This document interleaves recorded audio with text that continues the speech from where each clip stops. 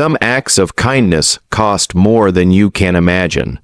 Silas Merik learned this the morning 3 towering warriors arrived at the cabin he just finished building. They didn't come to thank him, they came to claim him. The woman he'd built it for stood in the doorway. Her scarred face, unreadable as the tallest warrior, stepped forward and spoke a single word that changed everything. Son-in-law Silas didn't understand their language, but he understood the weight in that man's eyes. What he'd meant as charity, they saw as ceremony. And in the desert, some debts can only be paid with your life. The mistake started 3 days earlier when Silas spotted the torn canvas tent leaning against a rock formation in the middle of nowhere. He'd been traveling through the territory for weeks, offering his carpentry skills to scattered homesteads and trading posts. Always moving, never staying, the tent shouldn't have caught his attention. Plenty of people lived rough out here, but something about its loneliness made him stop. That and the smoke rising from a small fire that looked too controlled to be accidental. He approached slowly, hands visible, calling out so he wouldn't startle whoever lived there. No answer came, just the wind pushing dust across the hard pan and the crackle of moss-white burning. Then he saw her. A woman emerged from behind the rock formation, carrying an armful of dried brush. She froze when she spotted him, and for a moment neither moved. That's when Silas noticed her face. The left side was a landscape of scar tissue, puckered and twisted from what must have been a terrible burn. Her eye on that side was partially closed, the skin around it pulled tight, but her other eye, dark and sharp, fixed on him with such intensity that he took an involuntary step back. She dropped the brush and reached for something tucked in her belt. A knife, he realized, though she didn't draw it. Just kept her hand on the handle ready. Silas raised both hands higher, showing he carried no weapon. He'd learned long ago that the desert had its own rules. And the first one was simple: don't make people feel cornered. The woman said nothing, didn't move toward him or away. Just watched him with that burning stare, waiting to see what he'd do. Silas glanced at the tent again. It was barely standing with holes in the canvas, and one corner collapsed entirely. A storm would flatten it. Hell, a strong wind might finish the job. He pointed at the tent, then at himself, then made a hammering motion with his fist. The universal language of someone offering to build something. The woman's expression didn't change, but her grip on the knife tightened. She shook her head once, sharp and final. Silas nodded, understanding the rejection, but he didn't leave. Instead, he walked a wide circle around her position and examined the area.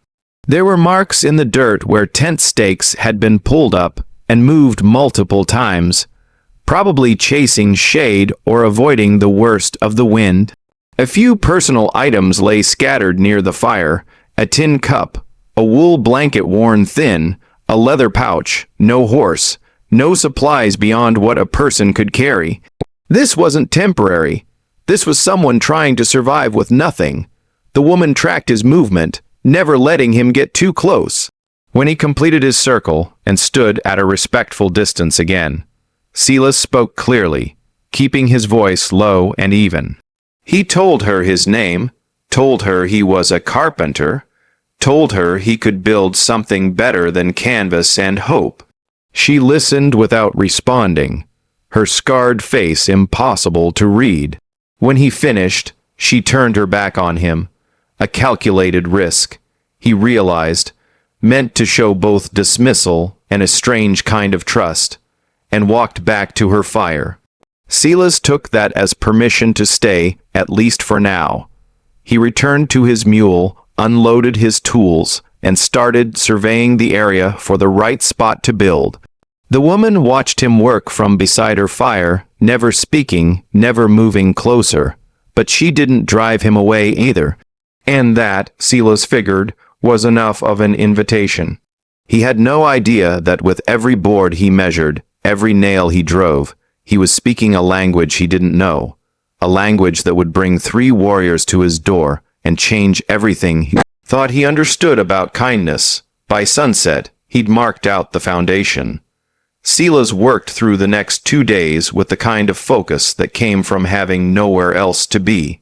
He cut timber from a stand of cottonwoods near a dry wash, hauled it back on his mule, and began framing the structure. The woman, he still didn't know her name, watched from her fire circle. She never approached, never offered to help, but she watched every hammer strike, every board placed, as if she were memorizing the process or judging it. On the second morning, Silas arrived to find a tin cup of water waiting near his tool bag. He hadn't asked for it, hadn't mentioned being thirsty, but the desert air pulled moisture from a man like the sun pulled color from cloth, and the gesture told him something important. She was paying attention. He drank the water, nodded his thanks in her direction, and went back to work. She turned away, but not before he saw something flicker across the unscarred side of her face. Not quite a smile, more like the memory of one. The cabin took shape slowly, 4 walls of rough-cut timber, a peaked roof to shed rain and provide shade, a door frame wide enough for a person to pass through without ducking. Nothing fancy, just solid, built to last. Silas had learned his trade from his father, who'd built half the homesteads in Missouri before the fever took him. The old man used to say that a house was a promise. You were promising whoever lived there that they'd be protected from the wind and the cold and the things that moved in the dark. Silas hadn't thought much about promises in years. He'd spent most of his adult life avoiding them, in fact. But something about this project felt different, important in a way he couldn't name. By the 3rd afternoon, the roof was on and the door hung true. Silas stepped back to admire his work, wiping sweat from his face with a torn sleeve. It wasn't much, maybe 12 FDX 12, with a single window opening and a stone hearth he'd mortared together from river rocks. But it was tight, dry, safe. He turned to tell the woman it was finished, and found her standing closer than she'd ever been before. Close enough that he could see the details of her scars, the way the burned skin pulled at the corner of her mouth, the thin white lines where the flesh had split and healed. Up close, he could see she was younger than he'd first thought, maybe not yet 30. She walked past him without a word and stepped through the doorway. Silas stayed outside, giving her space to examine it alone. He heard her footsteps on the packed earth floor, heard her touch the walls, testing their strength. When she emerged, her dark eye was wet, though no tears had fallen. She looked at Silas for a long moment, and he saw something in her expression that made his chest tighten. Not gratitude exactly, something rarer than that. Something like hope that was afraid to show itself. She spoke then, the first words he'd heard from her in 3 days. Her voice was rough from disuse, her accent thick with the shapes of a language he didn't speak. But the words were clear enough in English. You should leave now before dawn. Silas frowned, not understanding. I just finished. Thought maybe you'd leave, she repeated firmer this time. There was urgency in her tone, almost fear. They will come. When they see this, they will come. Who will come? But she'd already turned away, disappearing into the cabin and closing the door behind her. Silas stood alone in the fading light, staring at the shut door and trying to make sense of the warning. He should have listened, should have packed his tools, loaded his mule, and ridden out before the sunset. Instead, he made camp 100 yards from the cabin, built a small fire, and settled in for the night. He told himself he was staying to make sure the roof didn't leak if it rained. Told himself he'd earned at least 1 night's rest before moving on. But the truth was simpler and more complicated than that. He wanted to see her safe inside walls he'd built. Wanted to know that somewhere in this hard country, something he'd made with his own hands, was protecting someone who needed protecting.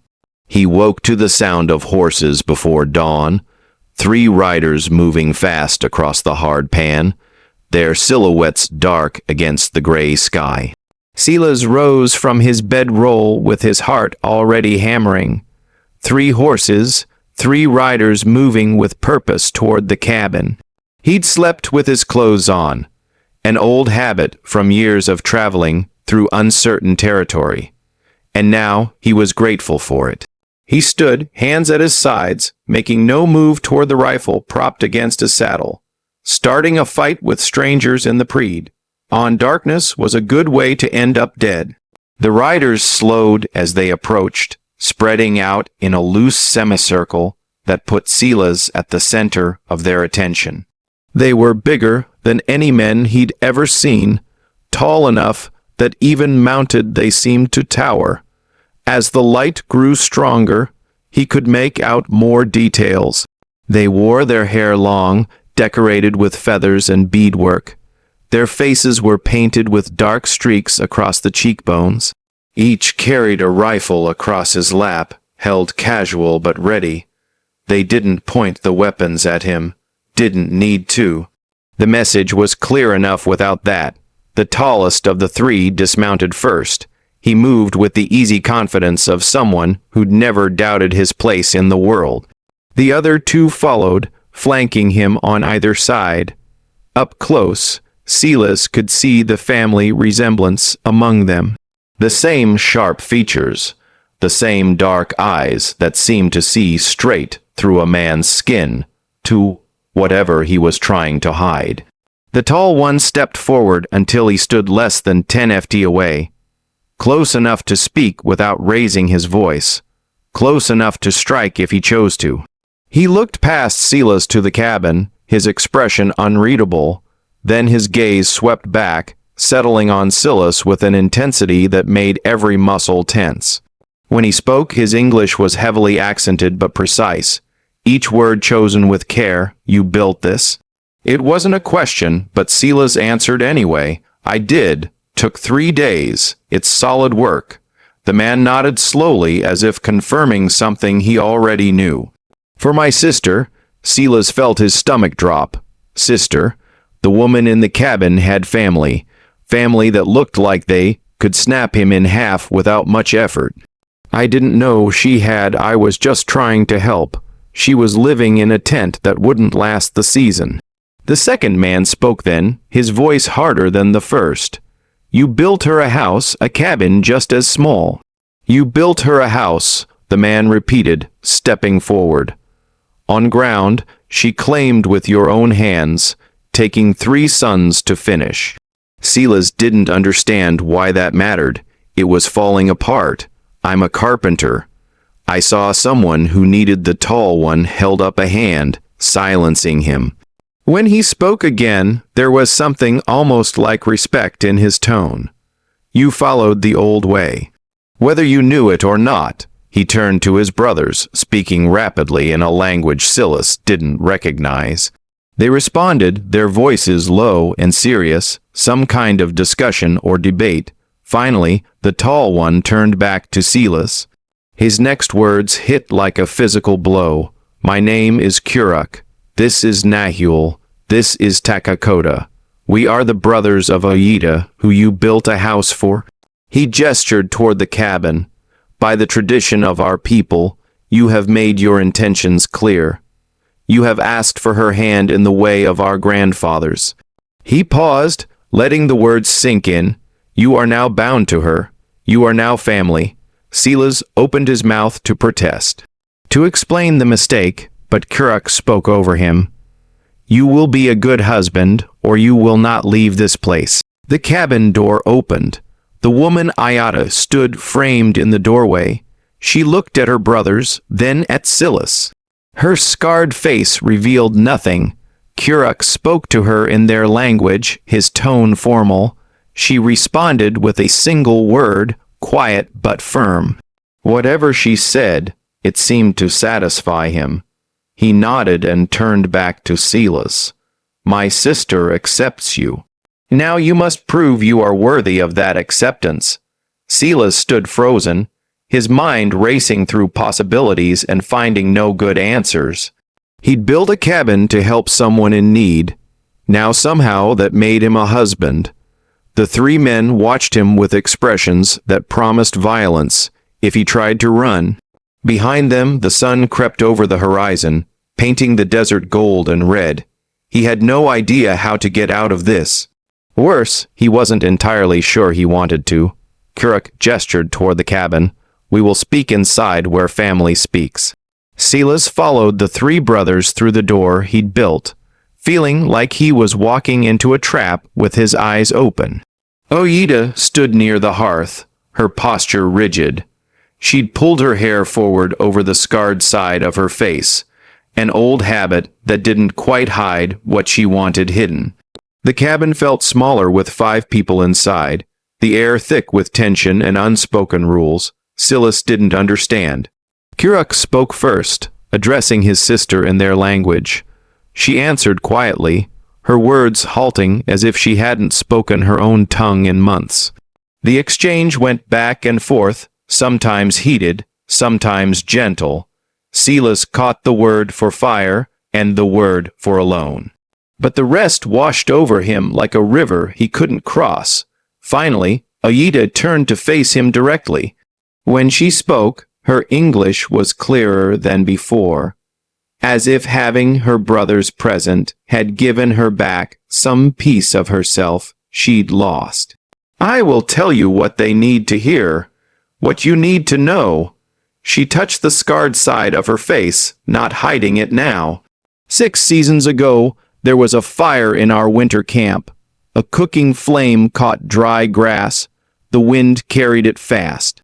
I was near the fire when it spread. I tried to warn others to pull children away from the flames. She paused, her jaw tight, but the wind shifted.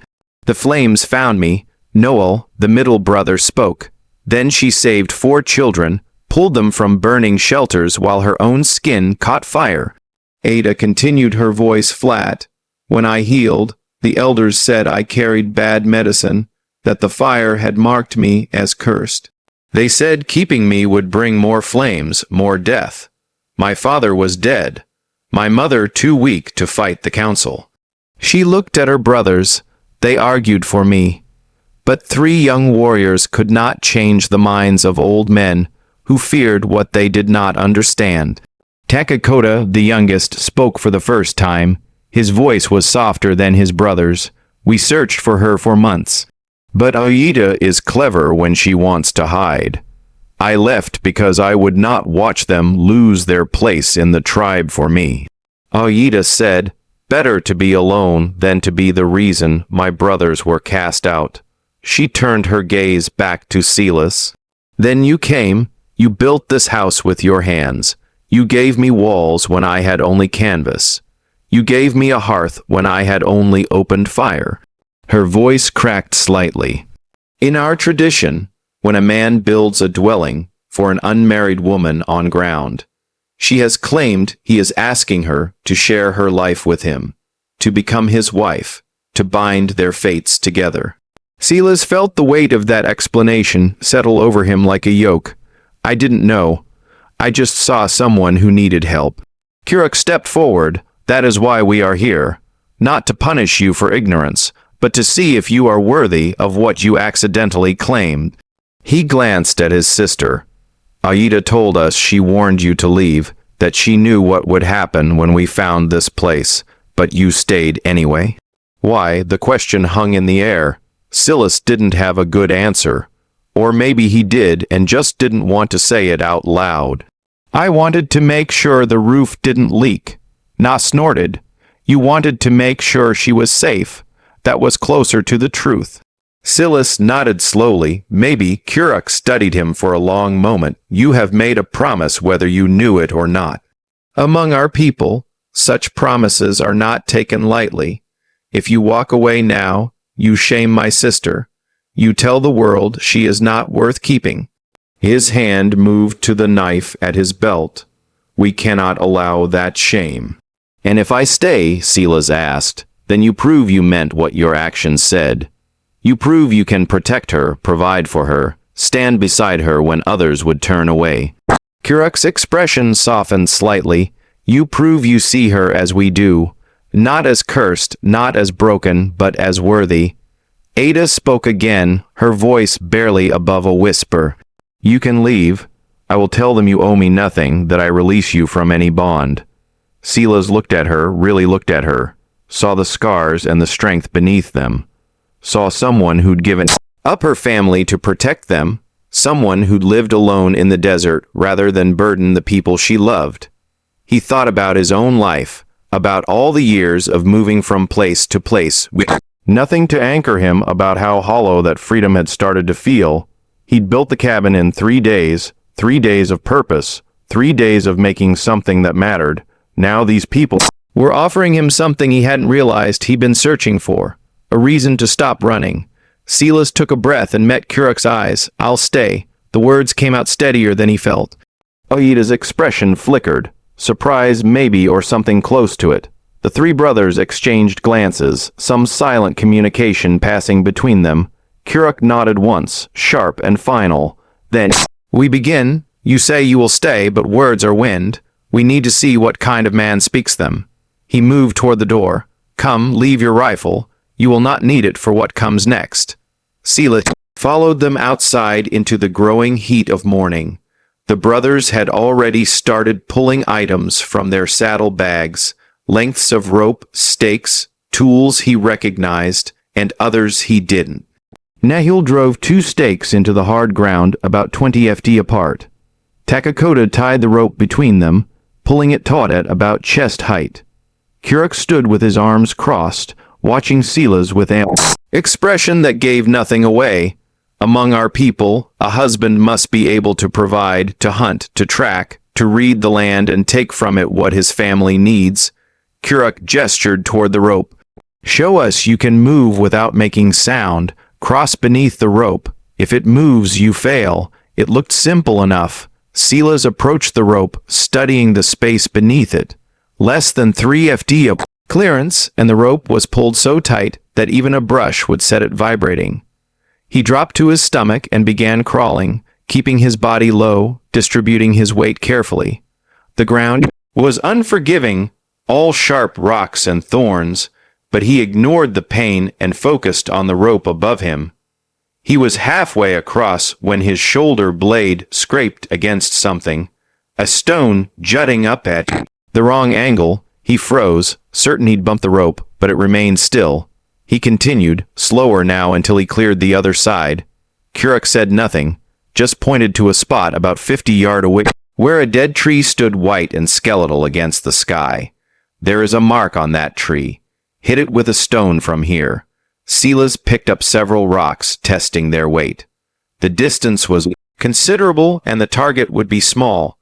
He'd done this kind of thing as a boy. Farm kids learned to throw before they learned to read, but that was years ago. He chose the smoothest stone, took aim and let it fly. It struck the tree trunk with a solid thunk just left of where he'd aimed. Close, but not perfect. Again, Kuruk said, hit the mark. Silas threw 3 more times. The 4th stone found the mark, a dark knot in the pale wood about the size of a man's fist. Takakota grunted approval. Nahil still looked skeptical. Kuruk walked over to a pile of branches he'd apparently gathered earlier and scattered them across the ground in a rough pattern. A husband must be able to find his way home, even in darkness, even when the trail is hidden. He pointed at the branches. Walk through without disturbing them. Trust your feet, not your eyes. This test was harder.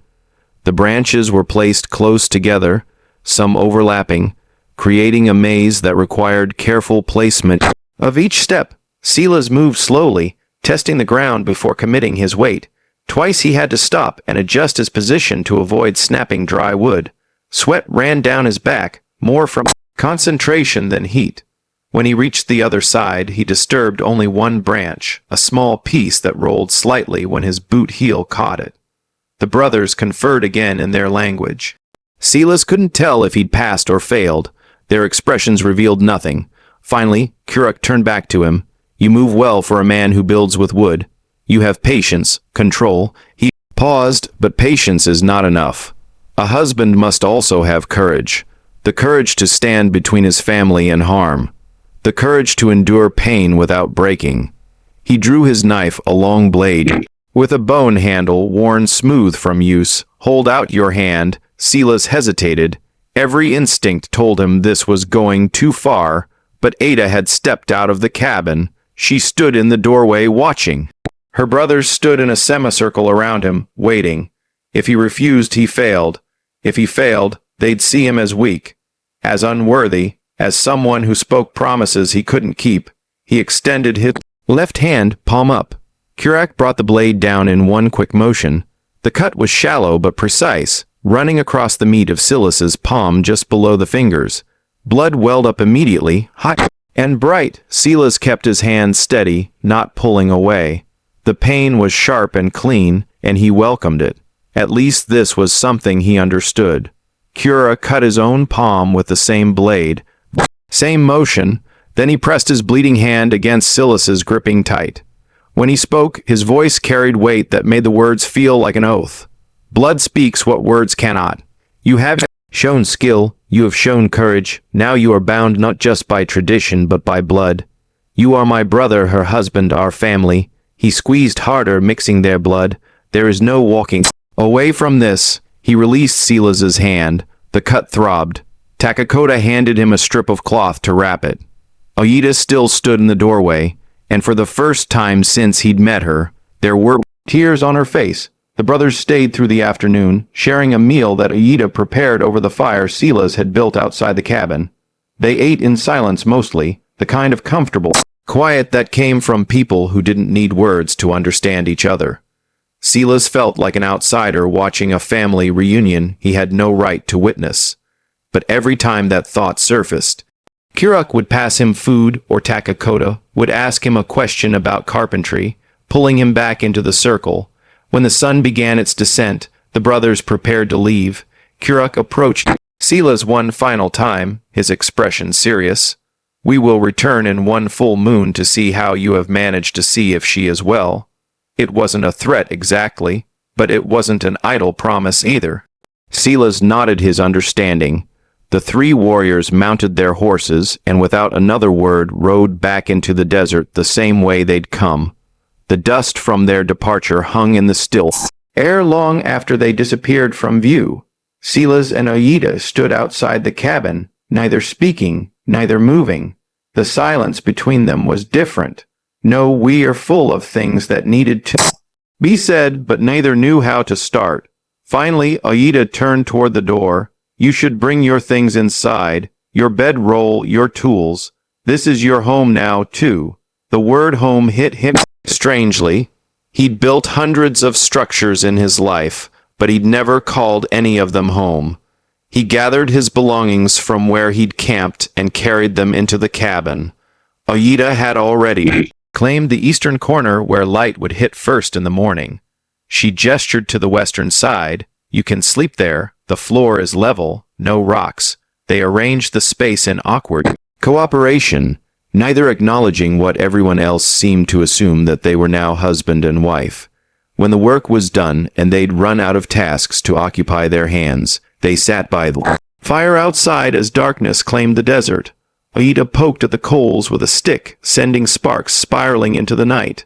Silas wrapped his cut hand, the cloth already stained dark. "You didn't have to stay," Aida said finally, her voice quiet.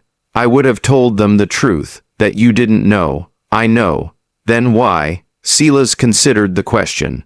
He could tell her about the loneliness of constant travel, about the emptiness of building things for other people to live in, while he never stayed long enough to see them become homes, about how tired he was of moving without purpose.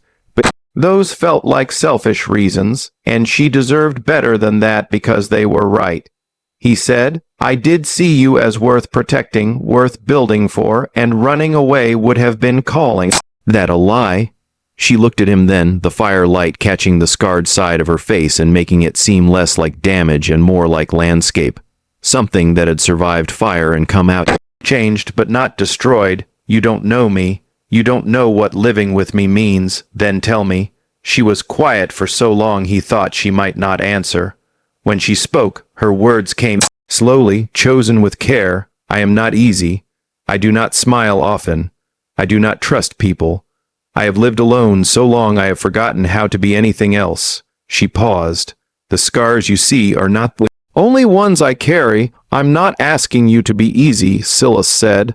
I'm just asking you to let me stay. Something shifted in her expression. Not quite acceptance, but maybe the beginning of it. She stood, brushing dirt from her dress. We should sleep tomorrow. There is work to do. The cabin needs a proper floor, stones to keep the dirt down. She moved toward the door, then stopped. Thank you for staying, even if you regret it later. Inside, they lay on opposite sides of the small space, the darkness between them feeling both vast and fragile.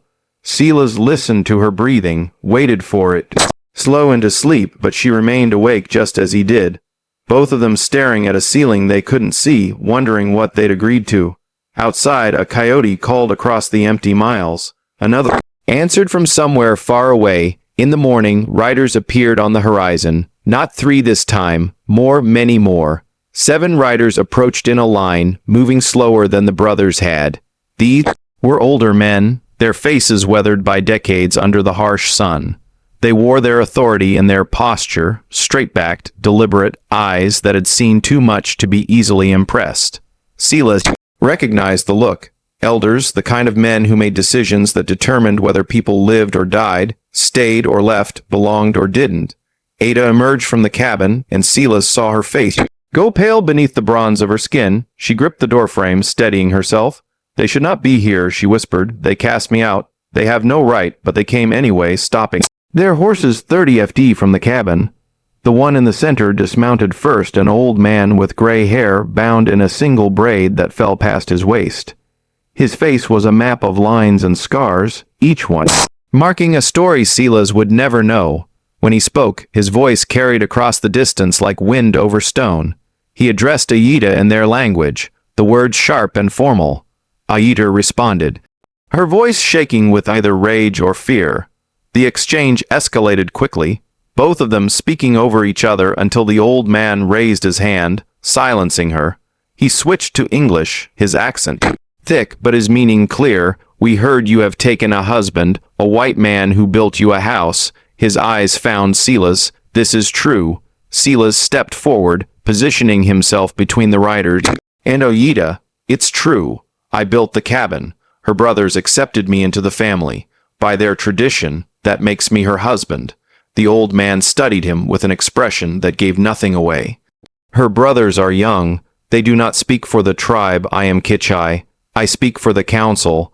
I speak for the people who decided this woman carries bad medicine. He gestured at Aida. She was cast out for the safety of all. You have no authority to bring her back into our circle. I'm not bringing her anywhere, Silas said. This is her ground, her home. You have no authority here. One of other elders spoke then, his tone hostile. You are a fool. She will bring fire to you, to your children, if you are foolish enough to have them. The spirits marked her. They showed us she is cursed. Silas felt anger rise hot in his chest. She's not cursed. She's scarred. There's a difference. She saved children from burning alive while you stood and watched. That's not a curse. That's courage. Kichai's expression hardened. You speak of things you do not understand. Our ways are not your ways. Maybe not, Silas said, but I understand fear when I see it. And what you did to her, that wasn't tradition or wisdom. That was just old men afraid of what they couldn't explain. He took another step forward. She's not coming back to your tribe. She doesn't need your acceptance. She has her brothers. She has me. That's enough. The elders conferred among themselves in low voices. Kitch, I watched Silas with eyes that seemed to weigh his soul and find it wanting. Finally, he spoke again. If you claim her, then you claim responsibility for whatever comes. If fire follows her, it follows you. If misfortune finds her, it finds you. He paused. We cannot stop you from this foolishness, but we can give you one chance to change your mind. Leave now. Take your tools and your mule. We will forget you were here. She will remain as she was alone but alive. Refuse, and you tie your fate hers completely. There will be no rescue when the spirits come to collect their due. Aida stepped forward, then moving to stand beside Silas. Her voice was steady now, all trace of fear gone. He stays and you leave. This ground is mine. This house is mine. This life is mine. You took my people from me once. You will not take him too. Kitch. I regarded them both for a long moment. Then he nodded once, as if confirming something he'd already known. So be it. You have chosen each other. You have chosen exile from the tribe. When winter comes, when sickness comes, when hardship comes, do not seek our fires, do not ask for our help. You are no longer our people. He remounted his horse. The other elders did the same. Before he rode away, Kitch, I looked at Aida one last time. I hope you are right about him, child. I hope he is worth what you have lost. They rode away, leaving nothing but dust and silence. Aida stood rigid, watching them disappear. When they were finally gone, she let out a breath that sounded like it had been trapped in her chest for years. Silas put a hand on her shoulder. She didn't pull away. You just made enemies of powerful men, she said quietly. I've made worse enemies for worse reasons, Silas replied. At least this time, I know I'm on the right side. She turned to face him, and for the first time, she smiled. The days that followed settled into a rhythm neither of them had expected. Silas laid the stone floor Aida had mentioned, fitting each piece carefully so the surface was level and solid. She gathered wood and prepared meals, her movements efficient and practiced. They worked side by side without needing to fill the silence with words. Sometimes he would look up from his work to find her watching him, and she would look away quickly as if caught doing something she shouldn't. Other times she would hum while she worked old songs in her language that sounded like the wind through canyon walls. At night they still slept on opposite sides of the cabin, but the distance between them felt smaller. One evening, as they sat by the fire, Aida spoke about her childhood, about learning to track deer with her father, about the game she played with her brothers when they were small. Silas told her about Missouri, about his father's workshop and the smell of fresh-cut pine, about losing his parents and the years of wandering that followed. They were stories they'd both carried alone for too long, and sharing them felt like setting down weight they no longer needed to bear. The full moon rose on the 30th day. Silas saw them coming from a distance, 3 riders moving fast across the desert floor. Kuruk, Nahul, and Takakota. They arrived as the sun reached its highest point, their horses breathing hard from the ride. Kuruk dismounted and studied Silas carefully, taking in the completed floor, the new additions to the cabin. The way Aida stood beside him without fear. The council came, Kuruk said. It wasn't a question, they did. Silas confirmed. They told us to leave each other, told us we were cursed. He felt Aida's hand slip into his. The first time she'd touched him without reason. We told them to go. Nahul grinned. The first real smile Silas had seen from any of them. Good. The council are old fools who fear shadows. He looked at his sister. You look stronger, happier. Aida nodded. I am both. Takakota approached with a bundle wrapped in leather. He placed it at Aida's feet. From our mother.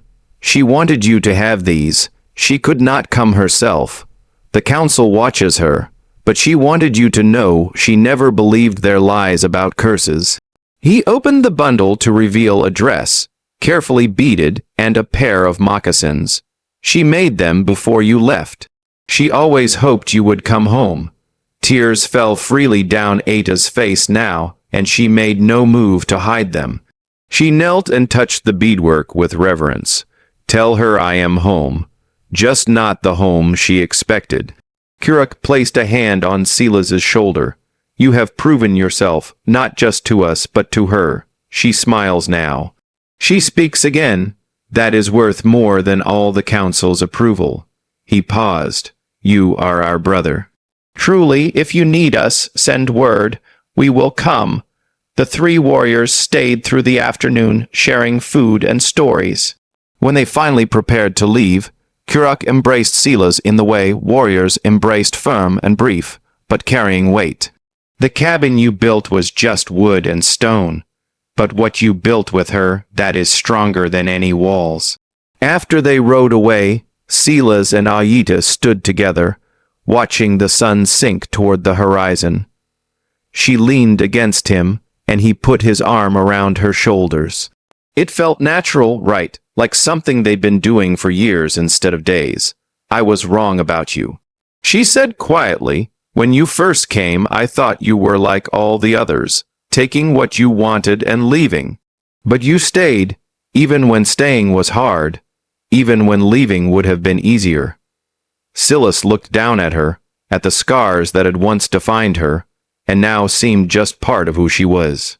Someone who had survived fire and come through it unbroken. You gave me something I didn't know I needed. A place to stop running, a reason to stay. She turned in his arms and kissed him. It was tentative at first, uncertain, but it deepened into something that felt like a promise being kept. When they pulled apart, she was smiling that rare smile that transformed her face. "Welcome home, Carpenter," she whispered. And for the first time in his life, Silas Merik knew exactly where that was. If you enjoyed this story, click the video on your screen now to watch another unforgettable tale from the frontier, where courage and destiny meet in unexpected ways. Don't forget to subscribe and consider leaving a super chat to help us keep bringing you more stories like these.